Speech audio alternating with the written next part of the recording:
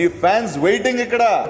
Hello అందరికీ, welcome back to our channel వీక్ష21. Last వీడియోలో లెంత్ ఎక్కువ అవుతుందని చెప్పేసి వీడియోని అయితే పార్ట్ వైజ్ అయితే డివైడ్ చేశానని చెప్పాను కదా. సో ఇది పార్ట్ 2 అన్నమాట. ఈ వీడియోలో కేక్ కటింగ్ ఇంకా మా వదిన బియ్యం పోసారు కదా, అదంతా ఈ వీడియోలో ఉంటుంది. ప్లీజ్ నచ్చిన వాళ్ళు ఒక లైక్ చేయండి, షేర్ చేయండి అండ్ సబ్స్క్రైబ్ చేసుకోండి. కేక్ పెట్టలేను నాకు. అది గుర్తొచ్చింది అనుకుంటా మామకి. ఇక అల్లునికి అయితే కేక్ అయితే తినిపిస్తున్నాడు. ఇక మా అల్లుడైతే అలిగాడు.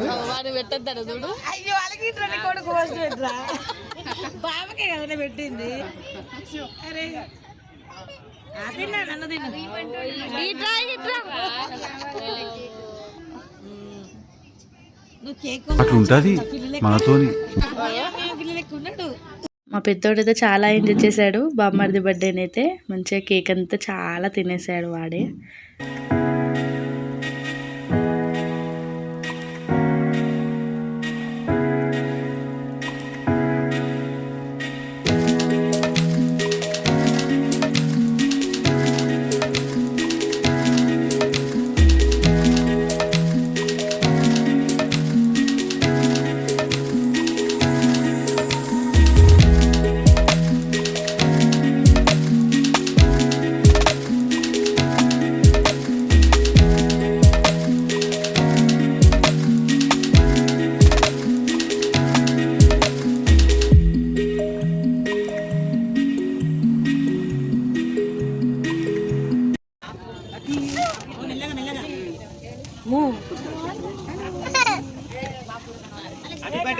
Happy birthday to you. Happy birthday to you. Happy birthday to you. Happy birthday to you. Happy birthday na Cocomelon. Cocomelon. Are చిన్న పిల్ల. అరే చిన్న.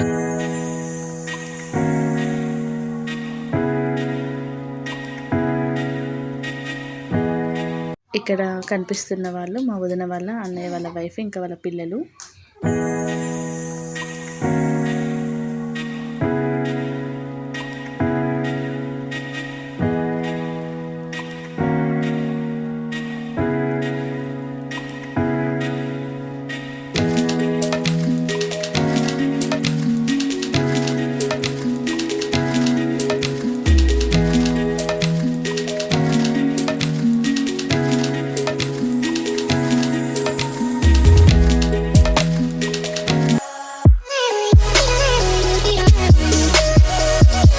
మా వదిన వాళ్ళ పెద్దనాన్న వాళ్ళ కూతురు మా వదినకి అక్క అవుతుంది. ఇక వాళ్ళు వాళ్ళ పిల్లలు అనమాట.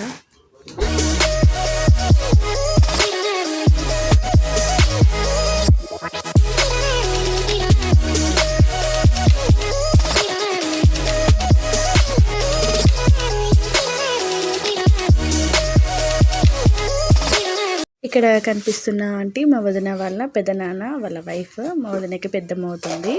ఇక వాళ్ళందరూ అయితే రాలేదు. ఈ ఆంటీ ఒక్కరు వచ్చారు. ఇక మనవడితో ఒక ఫోటో అయితే దిగింది.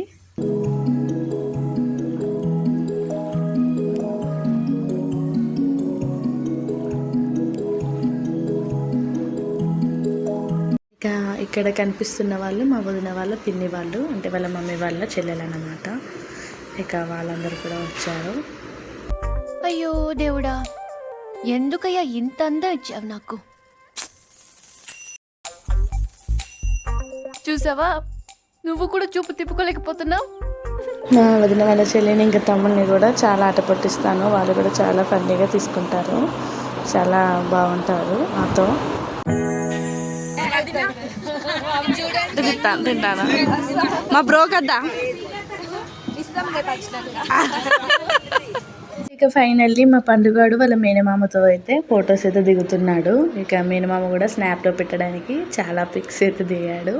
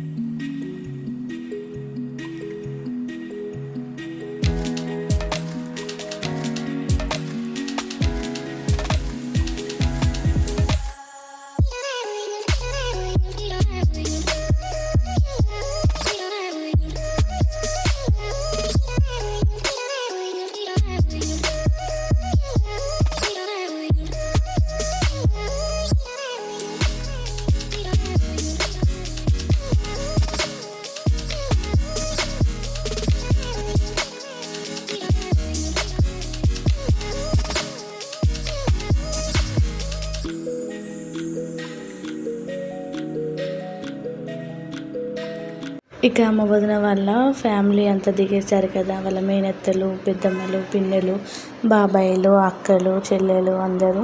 సో ఇక నేను మా అన్నయ్యలతో అయితే ఒక ఫోటో దిగుదామని చెప్పేసి అయితే దిగాము. ఎప్పుడో చిన్నప్పుడు దిగాము ఇలా ముగ్గురం కలిసి. ఇంకా ఫైనల్గా ఈరోజైతే అది కూడా దిగేసాము. ఇక మా వదిన, ఇక వాళ్ళ అక్క, ఇంకా చెల్లి వాళ్ళ తమ్ముడితో అయితే వాళ్ళు కూడా దిగేశారు ఫోటో. ఇక ఫైనల్లీ మా హస్బెండ్ అయితే వచ్చేసాడు. కాకపోతే అప్పటికి ఫంక్షన్ అంతా అయిపోయింది. ఇక మా హస్బెండ్ రాగానే మా బాబు అయితే సడన్గా చూసి వాళ్ళ తాతకి అయితే కొట్టి చూపిస్తున్నాడు, మా నాన్న వచ్చాడు చూడని చెప్పేసి. మా డాడీ తాగినప్పుడల్లా మా పెద్దోడైతే అలా కొడుతూనే ఉంటాడు.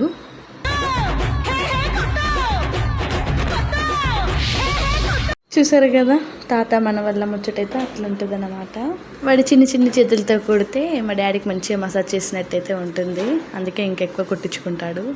ఇక బర్త్డే పార్టీ అంతా అయిపోయిన తర్వాత ఇక్కడి వాళ్ళు అక్కడ కూర్చొని అలా మాట్లాడుకుంటూ ముచ్చట్లు పెట్టుకుంటూ ఉన్నారు. ఇక మా వదిన వాళ్ళ మమ్మీ వాళ్ళైతే మా వదినకి వడి బియ్యం అయితే పూస్తున్నారు, అదే రోజు పోయాలని చెప్పేసి.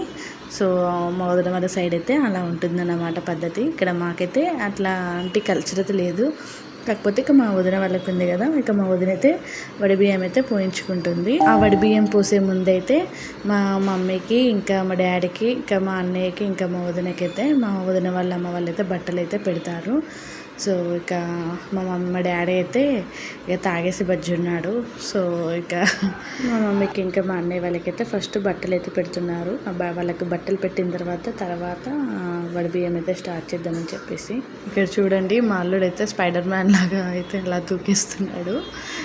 ఇక్కడ కనిపిస్తున్న మామయ్యనే మా వదిన వాళ్ళ డాడీ. అసలు మామయ్య అయితే చాలా గ్రేట్, ఎందుకంటే ఒక కూతురు పెళ్లి చేయాలంటేనే చాలా కష్టమైన ఈ రోజుల్లో. ముగ్గురు ఆడపిల్లల పెళ్ళిళ్ళు అయితే చాలా గ్రాండ్గా అయితే చేశాడు. నాకైతే ఫుల్ హెడ్ఏక్గా ఉంది, ఏమైందో ఏమో తెలీదు. కరెక్ట్గా బర్త్డే కేక్ అయిపోగానే నాకు ఫుల్ హెడ్ఏక్ అయితే వచ్చేసింది. ఎలా అంటే అసలు చాలా అస్సలు చూడలేకపోతున్నా నేను. మళ్ళీ ముగ్గురు కూతుర్లకు కూడా సమానంగా ఏదైతే చేసినా కూడా సమానంగా చేస్తాడు మామయ్య. ఈ విషయంలో కూడా చాలా బాగా నచ్చుతారు మాకైతే. అసలు ఒక కూతుర్ని ఒకలాగా, ఇంకో కూతుర్ని ఇంకోలాగా అలా అయితే అసలు చూడరు. ముగ్గురు కూతుర్లను సమానంగా చూస్తారు. పెట్టే పోతుల్లో కూడా సమానంగా అయితే పెడతారు. అంటే ఏదో అన్నీ పెడుతున్నారని చెప్పేసి అయితే కాదు నేను చెప్పేది. కాకపోతే ఒక ఫాదర్ లవ్ అనేది ఉంటుంది కదా, సో ఆ విషయంలో మాత్రం మా వదిన అయితే చాలా లక్కీ. నేను వీడియోలోనే కాదు మా వదినతో కూడా చాలాసార్లు అంటూ ఉంటాను, మా అన్నయ్యతో కూడా. మా అన్నయ్య కూడా లక్కీనే, మంచి అత్తమామ వాళ్ళైతే దొరికారు, మంచి ఫ్యామిలీ. ఇక చాలా హ్యాపీ అంటే హ్యాపీ. అసలు మాకైతే మా అమ్మమ్మ ఫ్యామిలీ, మా అమ్మమ్మ తరపున లాగా అయితే అనిపిస్తారు ఈ మామయ్య వాళ్ళ ఫ్యామిలీ. అంటే ఏదో పిల్లనిచ్చిన వాళ్ళలా కాకుండా మాకు సొంత మేనమామ అయితే ఎలా ఉంటారో సో అలా అయితే అనిపిస్తారు. మన సొంత అనే భావనతో అయితే అనిపిస్తారు వాళ్ళు. ఇక మాకు కూడా బట్టలు అయితే పెడుతున్నారు ఆ మామయ్య ఇంకా అత్తయ్య వాళ్ళు అయితే. ఇక మా వదినకి నెక్స్ట్ వడి బియ్యం అయితే పోస్తారు. ఈ వీడియో మీకు నచ్చిందని అనుకుంటున్నాను. నెక్స్ట్ టైం కనుక ప్లీజ్ లైక్ అయితే చేయండి అండ్ మన ఛానల్ అయితే షేర్ చేయండి. ఫైనల్గా సబ్స్క్రైబ్ కూడా చేసుకోండి. మా బుడ్డోడు చాలా క్యూట్గా ఉన్నాడు కదా, ఏంటో వాడికే పెట్టినట్టుగా ఏదో ఫీల్ అయిపోతున్నాడు. నేను మా చిన్నన్నయ్య పెళ్లి చూపులకు వెళ్ళినప్పుడు మా వదిన వాళ్ళ ఫ్యామిలీని చూసి నేను మా మమ్మీకి, మా అన్నయ్యకి అయితే ఒకటే చెప్పాను, మమ్మీ నువ్వు మీ అమ్మ వాళ్ళ ఇంటికి వెళ్తే ఎలా అయితే హ్యాపీగా ఫీల్ అవుతావో, సో వదిన వాళ్ళ ఇంటికి వెళ్ళినప్పుడు కూడా నిన్ను అలానే ట్రీట్ చేస్తారు. సొంత ఆడపడుచునైతే ఎలా అయితే చూసుకుంటారో నిన్ను కూడా అలానే చూసుకుంటారని అయితే చెప్పాను. ఇక ఒక్క మాటతో అయితే మా మమ్మీ వెంటనే యాక్సెప్ట్ చేసేసింది, మా అన్నయ్య కూడా. ఎందుకంటే వాళ్ళ రిసీవింగ్ అయినా, వాళ్ళ మాట అయినా, పద్ధతి అనేటివి ఉంటాయి కదా, సో అవన్నీ చూసినప్పుడు మాకైతే అలా అనిపించింది. ఇక వెంటనే మా వదిన అయితే ఓకే చేసేసాం. మా వదిన కూడా ఏం తక్కువదేం కాదు, మా అన్నయ్య కోసం చాలా పూజలు వ్రతాలు అయితే చేసిందంట, అందుకే మా అన్నయ్య అయితే వచ్చాడు. ఈ విషయంలో మా వదిన కూడా చాలా లక్కీ అన్నమాట. ఏంటి మంచి బుద్ధిమంతులైన మా అన్నయ్యలు అయితే మా వదినలకైతే దొరికారు. మా పెద్దన్నయ్యన అంతే, మా చిన్నన్నయ్యన అంతే. మా వదినలు ఇద్దరు అసలు నక్కతోక తొక్కారో కుక్కతోక తొక్కారో తెలియదు, కానీ మంచి హస్బెండ్స్ అయితే వచ్చారు మా వదినలకి, అంటే నాకు కూడా.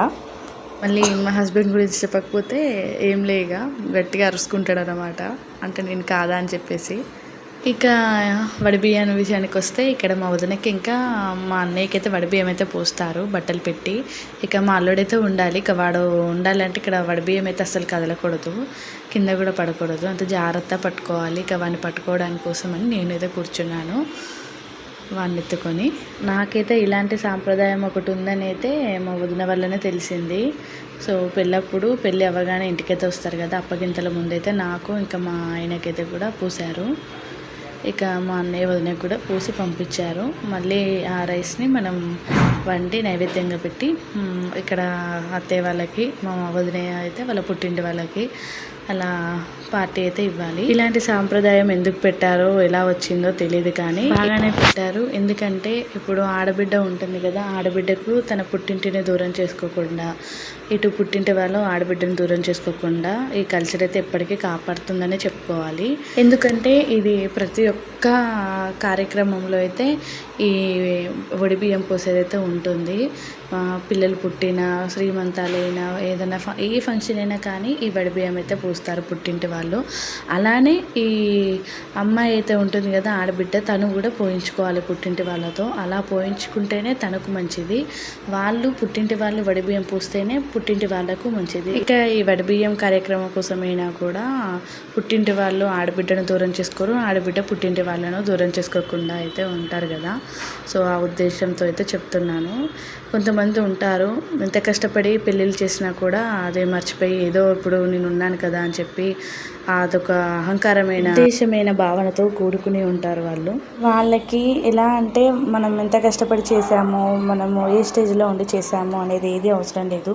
ఇప్పుడు ప్రజెంట్ నేను ఏ సిచ్యువేషన్లో ఉన్నానో, నేను బాగున్నానా లేదా అన్నది చూస్తారు. మరి చేసిన మా అన్నయ్యలు ఎలా ఉన్నారు, మా చెల్లెలు ఎలా ఉన్నారు అనేది ఏది పట్టించుకోరు. ఇప్పుడు ఎలా ఉన్నాము, చెల్లెలు బాగుంటే ఓర్వలేని వాళ్ళు, అన్నలు బాగాలేకపోతే చూడలేని వాళ్ళు ఉంటారు కదా. నేను మెయిన్గా మా అన్నయ్య వాళ్ళతో ఎప్పుడు ఉండేది ఒకే ఒక రీజన్. అదేంటి అంటే మా డాడీ చేయవలసిన పెళ్ళి మా అన్నయ్య వాళ్ళ చేతుల మీదుగా వాళ్ళ కష్టజీతం ప్రతి ఒక్క రూపాయి నా కోసం సేవింగ్ చేసి వాళ్ళు అప్పటికప్పుడు నాకు 1 ఇయర్లో అయితే కూడబెట్టి అయితే పెళ్లి చేశారు. వాళ్ళు ఎంత కష్టపడ్డారనేది నాకు తెలుసు. ఆ పెళ్ళి గ్రాండ్గా చేశారా, మామూలుగా చేశారా, అడ్డం చేశారా, తెడ్డం చేశారా, ఇవన్నీ పక్కన పెడితే మా డాడీ చేయాల్సిన స్థానంలో వాళ్ళిద్దరు ఉండి, అప్పుడు వాళ్ళు ఇంకా చిన్న ఏజ్లో ఉన్నారు కదా. సో ఆ ఏజ్లో వాళ్ళు బాధ్యత అనేది తీసుకొని చేశారు కదా. సో దానికి నేను మా అన్నయ్యలకి ఎప్పటికీ మర్చిపోకుండా కృతజ్ఞత భావం, మా అన్నయ్య వాళ్ళు చేసింది నాకు ఎప్పటికీ అది మంచి అనేది నాకు ఉంటుంది కదా. సో ఒక్క రీజన్తో అయితే మా అన్నయ్య వాళ్ళతో ఎప్పుడు ఎన్ని మనస్పర్ధలు వచ్చినా, ఎంత తిట్టుకున్నా కొట్టుకున్నా, ఆ ఒక్క రీజన్తో అయితే మా అన్నయ్య వాళ్ళ మీద ఏది తక్కువ కానివ్వను. ఎలాంటి సపోర్ట్ లేకుండా, ఎవ్వరి సపోర్ట్ లేకుండా అందరు ఎలా చూశారో, ఎన్ని నిందలు వేశారో, ఎన్ని అవమానాలు చేశారో అన్నిటిని ఫేస్ చేసి మేము ఇప్పుడు ఈ స్టేజ్లో ఉన్నాము. నేనైనా మా అన్నయ్య అయినా, మా ఇద్దరు అన్నయ్యలైనా కూడా. ఇంకా మాకు కష్టాలు ఉన్నాయి, ఇంకా వాటిని అన్నిటినీ ఎదుర్కోవాలి, ఇంకా సక్సెస్ని చూసేది చాలా ఉంది. ఇప్పుడు మేము జస్ట్ ఒక సక్సెస్ మాత్రమే చూసాము. అదొక స్టేజ్ వరకు, ఒక్క స్టెప్ మాత్రమే. జీవితం ఎన్నో పాఠాలు నేర్పిస్తుంది అంటారు కదా. సో అందులో ఒక లెసన్ మాత్రమే మేము చూసామన్నమాట. ఇంకా చాలా చదవాల్సింది ఉంది, వినాల్సినవి ఉన్నాయన్నమాట. ఇంకా చాలా ఫైనాన్షియల్గా కూడా మేము ముగ్గురం చాలా ఉన్నాము. అవన్నీ క్లియర్ చేసుకోవాలి. చూడ్డానికైతే అలా అందరికీ కనిపిస్తుంది ఏదో వీళ్ళకు బాగుండి అది అని చెప్పేసి.